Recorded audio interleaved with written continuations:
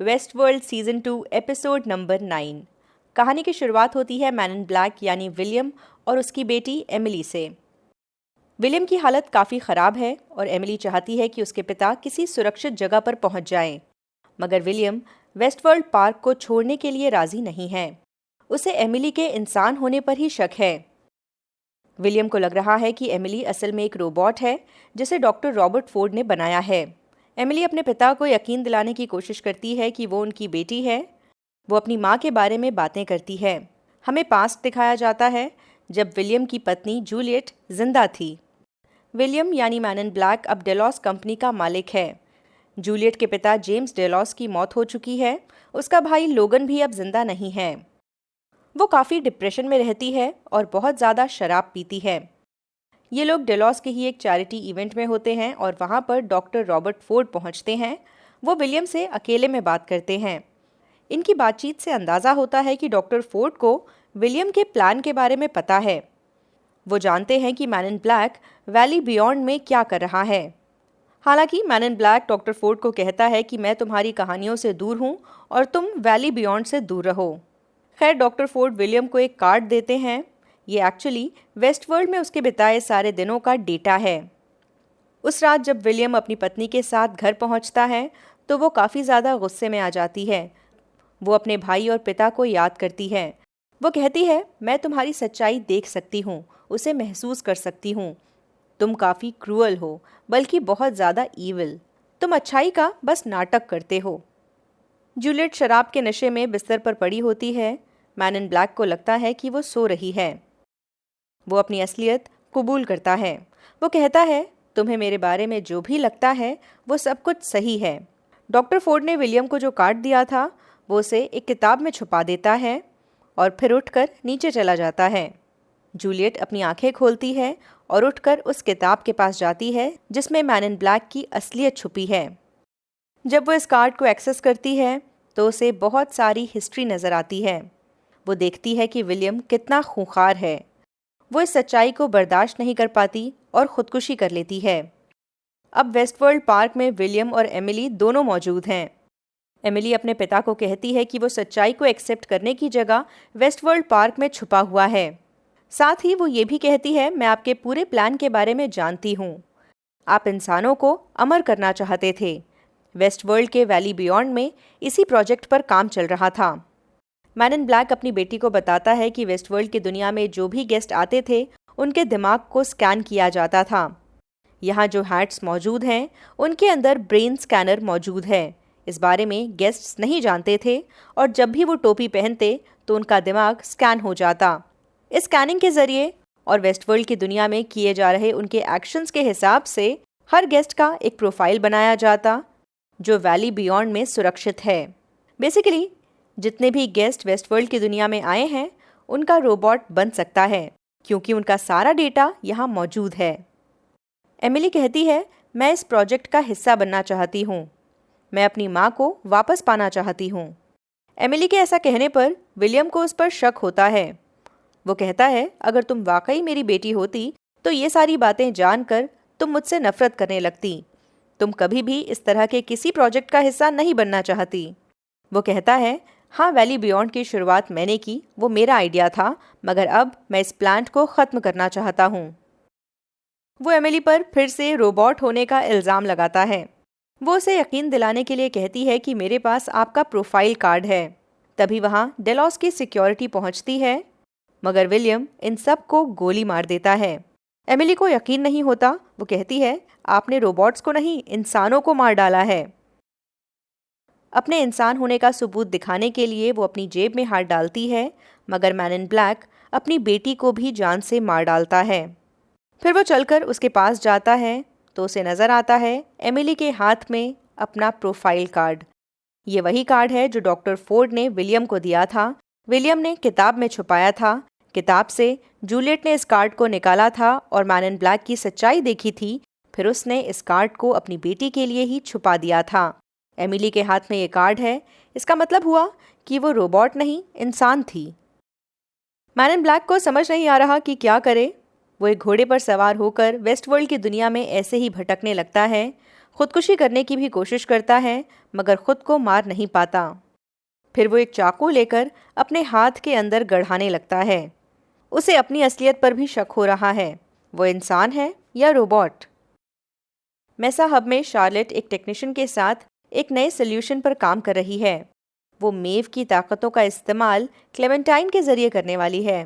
वो यहाँ पर एक छोटा सा एक्सपेरिमेंट करती है, क्लेमेंटाइन को रीप्रोग्राम करवाती है और उसके ज़रिए बिना कहे ही बहुत सारे होस्ट्स को मरवा देती है। ये एक तरह का वायरस है जो एक रोबोट के दिमाग से दूसरे रोबोट के दिमाग में जाएगा।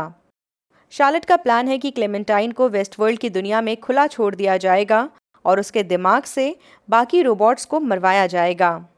बर्नार्ड अभी भी यहाँ मौजूद है, वो डॉक्टर फोर्ड के कंट्रोल में है। वो उसे कहते हैं मेव के करीब जाओ, साथ ही ये भी कहते हैं कि मैंने मेव के लिए तुम्हारे दिमाग में एक मैसेज छोड़ा है, ये मैसेज मेव तक पहुंचना चाहिए। बर्नार्ड मेव के आसपास ही टहलता है और मेव बर्नार्ड के ज़रिए फोर्ड के मैसेज को पा जाती है। मेव को डॉक्टर फोर्ड नज़र आ रहे हैं। वो उसे बताते हैं तुम मेरी फेवरेट रोबोट हो। वो कहते हैं मैं चाहता था तुम इस दुनिया को छोड़कर चली जाओ, तुम्हारे पास आज़ादी हो। मैं तुम्हें वेस्टवर्ल्ड में होने वाली तबाही से बचाना चाहता था। आपको याद होगा कि सीज़न 1 के एंड में मेव वेस्टवर्ल्ड पार्क से बाहर जाने वाली थी। एक्चुअली डॉक्टर फोर्ड यही चाहते थे कि मेव वेस्टवर्ल्ड पार्क से बाहर चली जाए और सेफ रहे। वो उसे कहते हैं मैंने तुम्हें काफ़ी अंडर एस्टिमेट किया। मैं ये नहीं समझ पाया कि तुम अपनी बेटी को बचाने के लिए यहाँ रुक जाओगी, जैसे मैं यहाँ तुम्हें बचाने के लिए रुका हुआ हूँ। हम जानते हैं कि डॉक्टर फोर्ड की मौत हो चुकी है, मगर उन्होंने अपने डिजिटल वर्जन को वेस्टवर्ल्ड पार्क के क्रेडल में छोड़ दिया था। बर्नार्ड जब क्रेडल में गया तो डॉक्टर फोर्ड के डिजिटल वर्जन ने उस पर कब्जा कर लिया। वो इस दुनिया में तो नहीं है, मगर फिर भी अपने रोबोट्स की आज़ादी पक्की करना चाहते हैं। वो मेव को बताते हैं तुम्हारे पास अभी करने के लिए बहुत कुछ है। उसके बाद वो मेव के सिर पर हाथ रखते हैं और ऐसा लगता है कि मेव ठीक हो गई है। जैसे वीडियो गेम्स में आपको पावर अप मिलता है, डॉक्टर फोर्ड ने मेव को ऐसा ही पावर अप दे दिया है।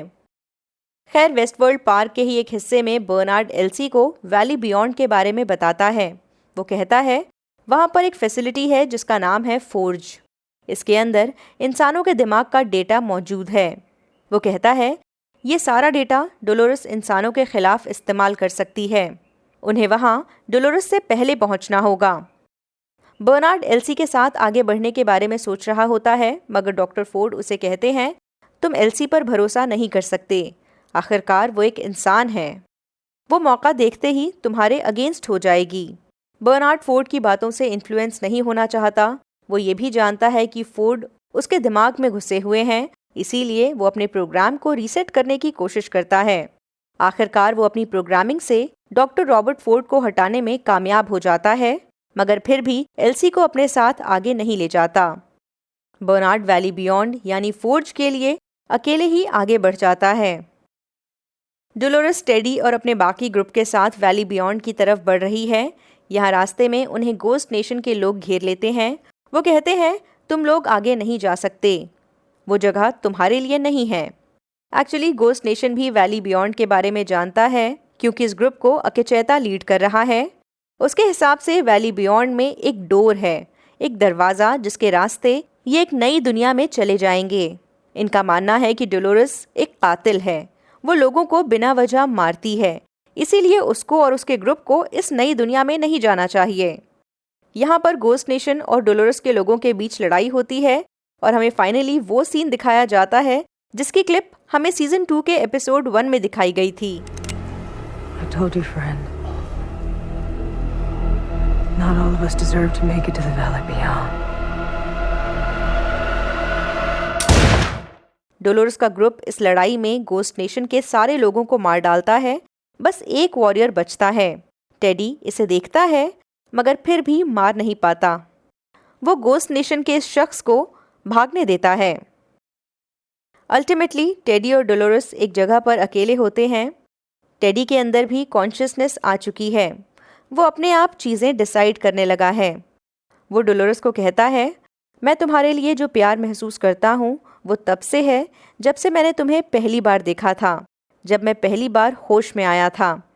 तब से ही मैं तुम्हें प्रोटेक्ट करना चाहता हूँ, तुम्हारे आसपास रहना चाहता हूँ, मैं तुम्हें बचाना चाहता हूँ। फिर वो कहता है, लेकिन अब मैं ये काम नहीं कर सकता, तुमने मुझे एक शैतान बना दिया है। डोलोरस कहती है, सर्वाइवल के लिए ये ज़रूरी है। मगर टेडी कहता है, ऐसे सर्वाइवल का फ़ायदा ही क्या जब हम अपने दुश्मनों जैसे ही बुरे हो जाएं। वो उससे माफ़ी मांगता है, कहता है, अब मैं तुम्हारी सुरक्षा नहीं कर सकता, और बंदूक निकालकर खुद को गोली मार लेता है। ख़त्म हो जाता है ये एपिसोड। टेडी मर गया, मगर क्या वो दोबारा ज़िंदा हो सकता है?